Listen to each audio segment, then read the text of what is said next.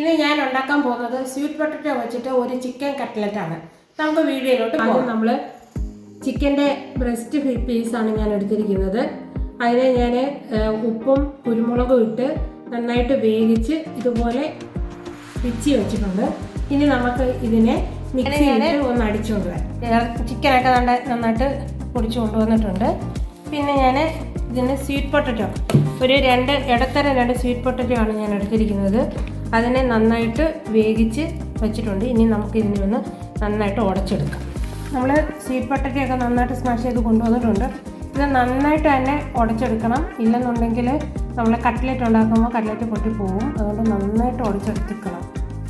ഇനി നമുക്കിതിലേക്ക് നമ്മുടെ ചിക്കനിലേക്ക് ഇത് ചേർത്ത് കൊടുക്കാം.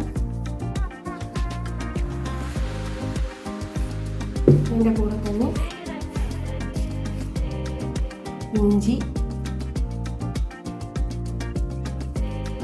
2 പച്ചമുളക്, അതുപോലെ 2 സവാളയാണ് എടുത്തിരിക്കുന്നത്. സവാള ചെറുതായിട്ട് ഇതിനുണ്ട് ഇട്ട് കൊടുക്കാം. കറിവേപ്പില ചെറുതാക്കി ഇട്ട് കൊടുക്കാം.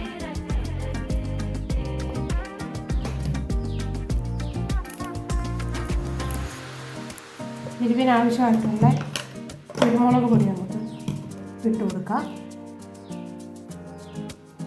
ഞാനിപ്പോൾ ഒരു 1.5 ടീസ്പൂൺ അളവിൽ കുരുമുളക് ഇട്ടിട്ടുണ്ട്.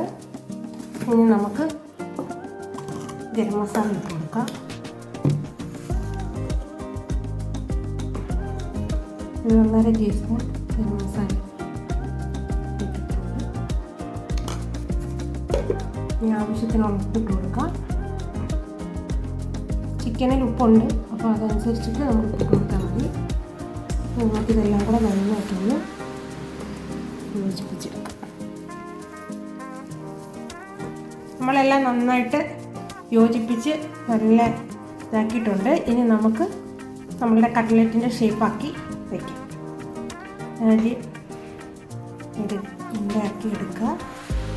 അതിനുശേഷം നമ്മൾ കട്ട്ലറ്റിൻ്റെ ഷേപ്പാക്കി വയ്ക്കും. ഏത് ഷേപ്പ് വേണമെങ്കിലും ഉണ്ടാക്കാം. ഞാനിപ്പോൾ റൗണ്ട് ഷേപ്പിലാണ് ഉണ്ടാക്കുന്നത്. നമുക്ക് ഇതെല്ലാം ഇതുപോലെ ഷേപ്പാക്കി വെച്ചിട്ട് കാണാം. ഞാൻ ഇതേ രീതിയിൽ എല്ലാം ഷേപ്പാക്കി വെച്ചിട്ടുണ്ട്. എനിക്ക് ഇത്ര ഒരു ക്വാണ്ടിറ്റിയിൽ എനിക്ക് 18 എണ്ണം കിട്ടിയിട്ടുണ്ട്. അപ്പം നിങ്ങൾ ഇതുപോലെ ട്രൈ ചെയ്ത് നോക്ക്. ഇനി നമുക്കിത് ഫ്രൈ ചെയ്തെടുക്കാം. നമുക്ക് ഇത് പൊരിച്ചെടുക്കാനായിട്ട് ആദ്യം ഒരു പാൻ വയ്ക്കാം.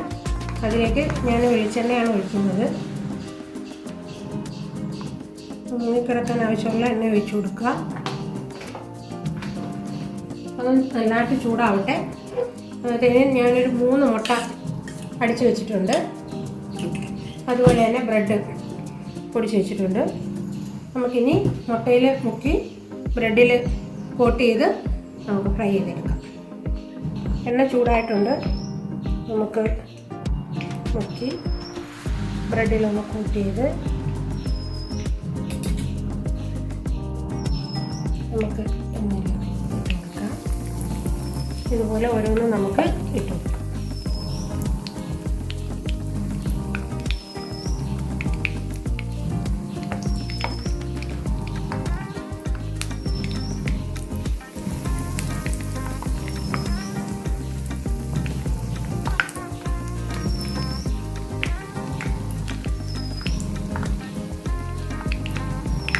സ്വീറ്റ് പൊട്ടറ്റോ ആകുമ്പോൾ ഷുഗർ പേഷ്യൻസിനും കഴിക്കാം. പൊട്ടറ്റോ ആണെങ്കിൽ തന്നെ കഴിക്കാൻ പറ്റാവുള്ളൂ. ഇപ്പോൾ ഷുഗർ പേഷ്യൻസിനോട് വേണ്ടിയിട്ടാണ് ഇങ്ങനൊരു ഇതുണ്ടാക്കിയത്.